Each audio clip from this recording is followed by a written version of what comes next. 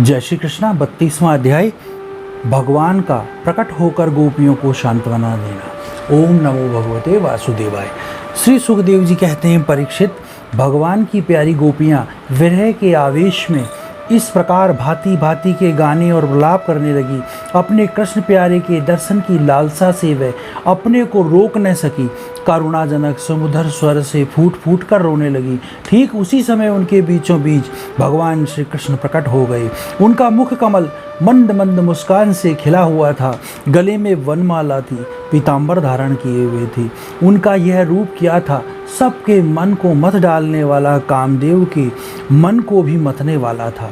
कोटि कोटि कामों से भी सुंदर, परम मनोहर प्राण वल्लभ श्याम सुंदर को आया देख गोपियों के नेत्र प्रेम और आनंद से खिल उठे। वह सब की सब एक ही साथ इस प्रकार उठ खड़ी हुई मानो प्राणहीन शरीर में दिव्य प्राणों का संचार हो गया हो। शरीर में एक एक अंग में नवीन चेतना, नूतन स्फूर्ति आ गई।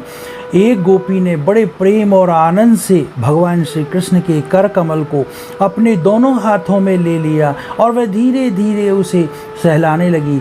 दूसरी गोपी ने उनके चंदन चर्चित भुजदंड को अपने कंधे पर रख लिया। तीसरी सुंदरी ने भगवान का चबाया हुआ पान अपने हाथों में ले लिया। चौथी गोपी ने जिनके हृदय में भगवान के विरह से बड़ी जलन हो रही थी, बैठ गई और उनके चरण कमलों को अपने वक्षस्थल पर रख लिया। पांचवी गोपी प्रणय कोप से विहल होकर भुएं चढ़ाकर दांतों से होठ दबाकर अपने कटाक्ष बाणों से बीनती हुई उनकी ओर ताकने लगी। छठी गोपी अपने निर्निमेष नयनों से उनके मुख कमल का मकरंद रस पान करने लगी। परंतु जैसे संत पुरुष भगवान के चरणों के दर्शन से कभी तृप्त नहीं होते, वैसे ही वह उनकी मुख माधुरी का निरंतर पान करते रहने पर भी तृप्त नहीं होती थी। सातवीं गोपी नेत्रों के मार्ग से भगवान को अपने हृदय में ले गई और फिर उसने आंखें बंद कर ली। अब मन ही मन भगवान का आलिंगन करने से उसका शरीर पुलकित हो गया, रोम रोम खिल उठा और वह सिद्ध योगियों के समान परमानंद में मग्न हो गई। परीक्षित, जैसे मुमुक्षु जन परम ज्ञानी संत पुरुष को प्राप्त करके संसार की पीड़ा से मुक्त हो जाते हैं, वैसे ही सभी गोपियों को भगवान श्री कृष्ण के दर्शनों से परम आनंद और परम उल्लास प्राप्त हुआ। उनके विरह के कारण गोपियों को जो दुख हुआ था उससे वह मुक्त हो गई और शांति के समुद्र में डूबने उतरने लगी। परीक्षित, यूँ तो भगवान श्री कृष्ण अच्युत और एकरस है, उनका सौंदर्य और माधुर्य नृतिश्य है, फिर भी विरह व्यथा से मुक्त हुई गोपियों के बीच में उनकी शोभा और भी बढ़ गई।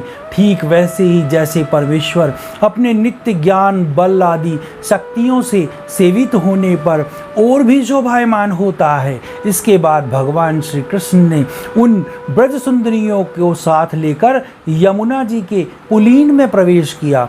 उस समय खिले हुए कुंद और मकरंद के पुष्पों से की सुरभि लेकर बड़ी ही शीतल और सुगंधित मंद मंद वायु चल रही थी और उसकी महक से मतवाले होकर भोरे इधर उधर मंडरा रहे थे। शरत पूर्णिमा के चंद्रमा की चांदनी अपनी निराली ही छटा दिखा रही थी। उनके कारण रात्रि के अंधकार का तो कहीं भी पता ना था। सर्वत्र आनंद मंगल का ही साम्राज्य छाया हुआ था। वह पुलीन क्या था?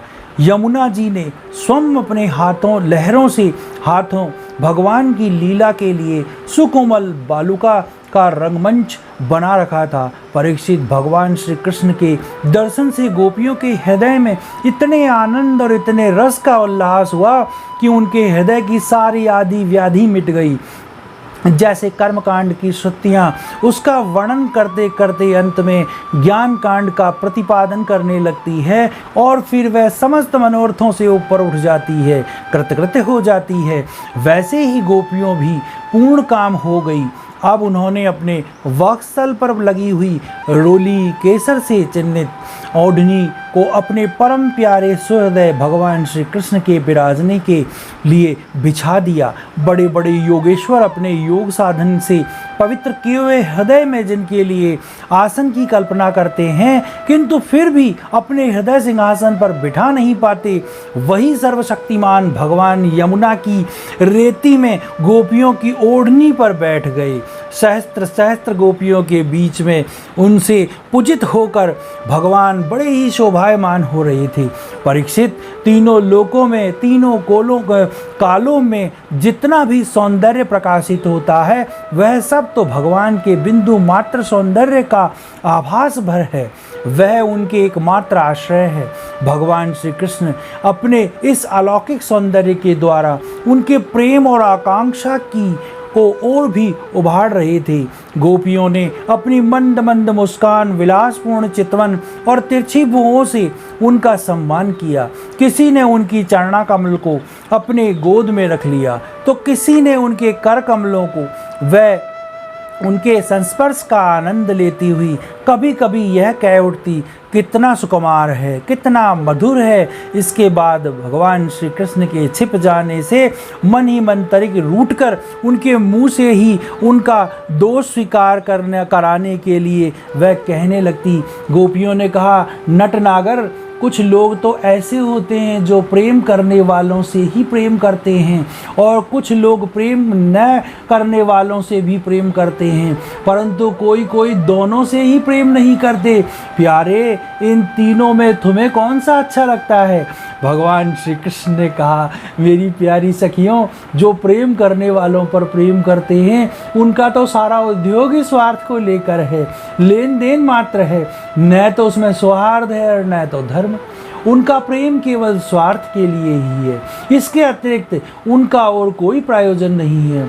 सुंदरियों, जो लोग प्रेम ना करने वालों से भी प्रेम करते हैं, जैसे स्वभाव से ही करुणाशील सज्जन और माता पिता उनका सहृदय करने वालों से भी प्रेम करते हैं, सौहार्द हितेश बना रहता है।